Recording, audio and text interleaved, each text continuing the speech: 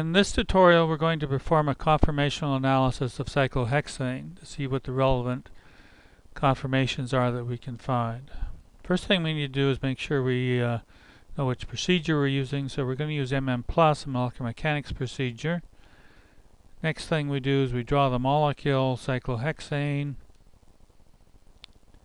model build it to create cyclohexane. Next, we're going to have to vary a number of torsions to generate the conformations. We're going to generate a number of starting points, which then get optimized to determine the final conformations.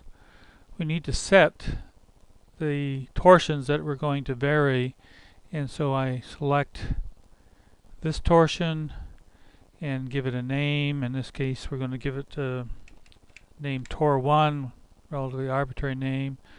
And we're going to have one other torsion here that we're going to vary and call that Tor2. These two torsions should be enough to vary to generate all the relevant conformations of cyclohexane. Next thing we do is bring up the conformational search module, and we set various options here. The first thing is we have to define, if we're doing conformational analysis with rings, we have to define those rings. The conformational analysis module needs to know about these rings. So what it asks us to do is select the rings in HyperChem. So we select the ring by double-clicking on the ring, go to the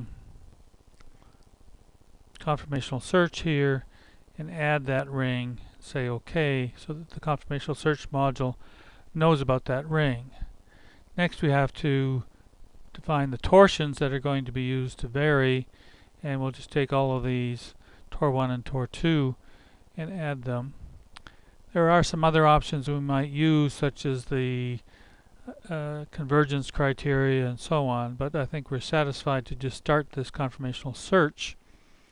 And away we go. What happens if we look at this is that various conformational starting points are generated using a Monte Carlo random number generator, and then these conformations are optimized, and the conformational search module collects these conformations.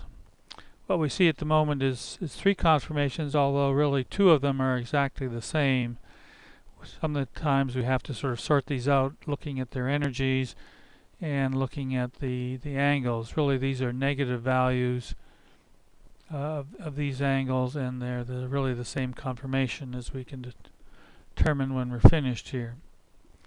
Let this run for a little while, not terribly long, and so we'll assume that we're finished at this point. So the first conformation, this one here, each of these conformations we can look at by putting them back into HyperChem. So we go and we say put molecule, and this is the first conformation, and this low energy one is just the ordinary chair conformation. The second conformation, if we put this into HyperChem and look at it, it is not a chair or a boat conformation.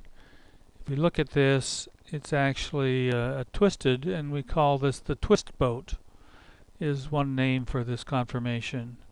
If we get rid of the hydrogens and take a look at this, it's not really a boat, and it's not really a chair. It's kind of twisted, and we'll call this the twist boat.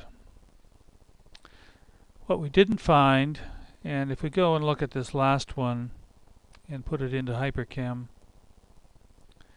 we'll see that it's really the same conformation. So what we found is two conformations, a chair and a twist boat.